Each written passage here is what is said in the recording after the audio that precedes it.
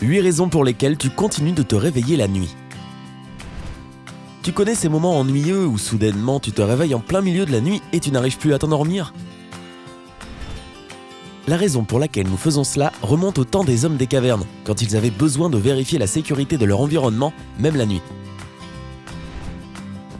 Mais ne pas pouvoir se rendormir après ces réveils soudains est en fait un mauvais signe. Alors, qu'est-ce qui te tient éveillé ? Reste branché pour le découvrir. Mais avant que nous ne commencions, n'oublie pas de t'abonner à notre chaîne et d'activer les notifications pour ne pas rater nos nouvelles vidéos. 8. Une mauvaise position. La cause la plus connue des réveils en pleine nuit est la mauvaise position. Se réveiller la nuit n'est pas la seule chose à laquelle cette mauvaise habitude peut conduire. Comme la fatigue chronique, des maux de tête, les brûlures d'estomac, les douleurs à la nuque ou au dos, et ce n'est qu'à la partie émergée de l'iceberg. La position parfaite, selon le docteur John Douillard, est de dormir sur le côté gauche. Cette position peut favoriser ta digestion, la circulation du sang, améliorer ta santé émotionnelle, aider ton système lymphatique à fonctionner normalement et à prévenir des maladies cardiaques. Mais si tu veux encore rester sur ta position favorite, il y a quelque chose que tu peux faire pour avoir un meilleur sommeil. Si tu dors sur le dos, mets un coussin sous tes genoux pour soulager ta colonne vertébrale. Si tu dors sur le côté, mets un coussin sous ton aisselle pour soutenir ton bras et un autre entre tes cuisses pour garder ta colonne vertébrale droite. Et enfin, si tu préfères dormir sur le ventre, utilise un coussin fin, voire rien du tout. Ton lit est tout aussi important pour la qualité de ton sommeil, surtout ton matelas et tes coussins, donc choisis-les soigneusement. Ton matelas ne doit pas être trop dur ni trop mou. Et sois sûr que tes oreillers supportent ta tête et ta nuque en même temps. 7. Les bruits parasites. Si tu vis dans une grande ville ou une rue animée, tu t'es probablement familiarisé avec la cacophonie de nuit comme de jour. Le bruit constant des voitures, un voisin écoutant la radio dès l'aube, les piétons qui discutent dans la rue, il n'est pas étonnant que tu n'arrives pas à bien dormir. La meilleure solution dans cette situation est de mettre des bouchons d'oreille. Sérieusement, une fois que tu les auras essayés, tu ne pourras plus t'en passer. Il y en a de différentes sortes, mais les plus communs sont les bouchons d'oreille en mousse. Mais attention, la mousse a une durée de vie assez courte. Qu'importe le type de bouchon d'oreille que tu choisis, n'oublie pas de les laver régulièrement, sinon ils vont être infectés de bactéries qui peuvent conduire à des infections de l'oreille, des douleurs, et dans l'absolu, tu pourrais même perdre l'ouïe. Si tu entends des bruits provenant de chez ton voisin ou de l'extérieur, tu peux insonoriser tes murs et tu dormiras comme un bébé. 6. L'apnée du sommeil. L'apnée du sommeil est le fait d'avoir les voies respiratoires partiellement ou complètement bouchées. Cela veut dire que tu peux totalement arrêter de respirer plusieurs fois dans la nuit. Dans ce cas, tu te réveilles paniqué à cause d'une baisse dangereuse du taux d'oxygène dans le sang. D'autres symptômes sont issus de l'apnée du sommeil. Tu risques d'expérimenter des maux de tête, d'avoir la bouche sèche, des douleurs à la poitrine, des sautes d'humeur et de te sentir constamment fatigué. Si tu te reconnais dans ces symptômes, alors va consulter ton docteur pour trouver les raisons de ton apnée du sommeil ou pour un autre problème de santé. Si tu es sujet à de l'apnée du sommeil, alors ton docteur doit te conseiller de dormir avec un CPAP, une machine qui te permet de garder les voies respiratoires ouvertes toute la nuit. Une autre option est d'avoir recours à la chirurgie orthognatique, qui te permettra de mieux respirer en corrigeant la position de ta langue et de ta mâchoire. Dans ce cas, seulement un docteur peut te dire si tu peux faire ou non cette opération. 5. Le syndrome des jambes sans repos.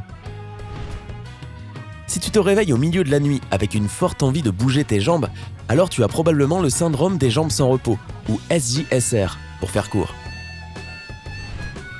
Ce problème neurologique peut causer des démangeaisons ou une sensation de fourmis dans les jambes. Parfois, tu peux même ressentir des lancements. Heureusement, il y a plusieurs choses que tu peux faire pour améliorer tout cela. Les massages sont une bonne option. Si tu en fais régulièrement, cela peut nettement faire diminuer les symptômes et t'aidera à te sentir mieux.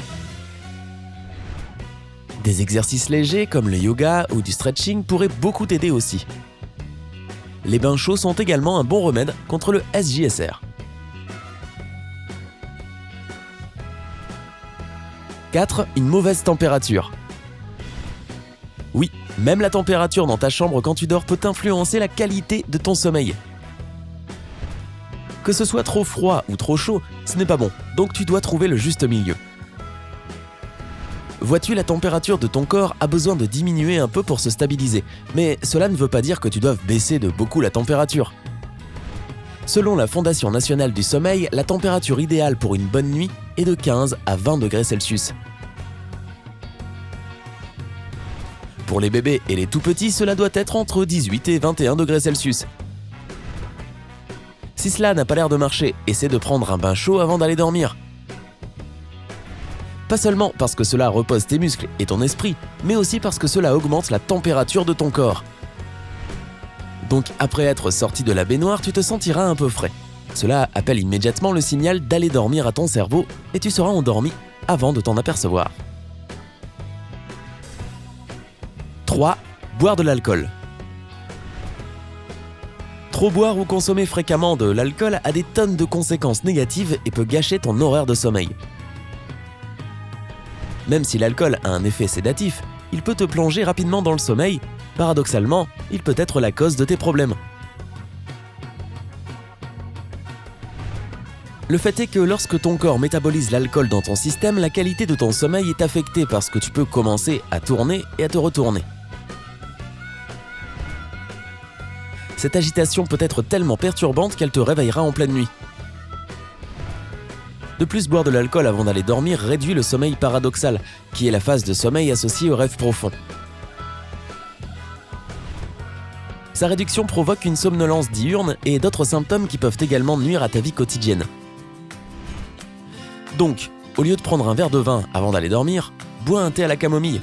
C'est un vrai miracle, pas seulement pour passer une bonne nuit, mais aussi pour la beauté de ta peau et pour ton système immunitaire. Cela soulage également les maux d'estomac. Il est toujours préférable de faire un choix sain aujourd'hui plutôt que de regretter amèrement son mode de vie dans quelques années. 2. Boire du café. Tant que nous sommes sur le sujet des boissons, j'ai de mauvaises nouvelles pour toi, fan de café. Boire du café tard dans la journée ruine ta nuit de sommeil. Rien ne vaut une tasse d'expresso quand il s'agit de démarrer la journée. Mais finir ta journée avec, ce n'est pas une brillante idée. La caféine stimule ton système nerveux qui peut conduire à un sommeil pauvre et à une nuit agitée. Des études montrent que la caféine peut avoir un taux élevé dans le sang pendant 6 à 8 heures, ce qui veut dire que prendre une tasse de café après 15 ou 16 heures est une mauvaise décision. Une autre étude du Centre de recherche et des troubles du sommeil confirme la suite. Boire un café 3 à 6 heures avant d'aller dormir réduit ton temps de sommeil. Si tu ne peux pas t'empêcher de boire du café dans l'après-midi ou le soir, opte pour du décaféiné afin que tu n'aies pas à sacrifier la qualité de ton sommeil. 1. Passer du temps sur les écrans. Être sur les réseaux sociaux ou profiter d'un bon marathon YouTube chaque soir, aussi génial que ce soit, peut faire des ravages sur la qualité de ton sommeil. Des chercheurs de l'Université du Michigan ont découvert qu'exposer nos yeux à la lumière bleue émise par les écrans électroniques au cours de la soirée empêche ton corps de produire l'hormone essentielle du sommeil, la mélatonine. Donc fais-en une habitude d'éteindre tous tes gadgets 1 à 2 heures avant d'aller te coucher. Bien sûr, ce sera difficile au début, mais à force, tu t'habitueras. De plus, cela te fait gagner du temps pour toi-même. Prends un bain, fais ta routine de beauté ou pense juste aux choses que tu as à faire demain. Si tu ne peux vraiment pas te passer d'aller regarder tes mails, je te propose de diminuer la luminosité de ton écran et recule-le de plusieurs centimètres de ton visage. Et toi, comment fais-tu quand tu te réveilles la nuit ? Dis-le nous en dessous dans les commentaires. N'oublie pas de t'abonner pour rester sur Sympa.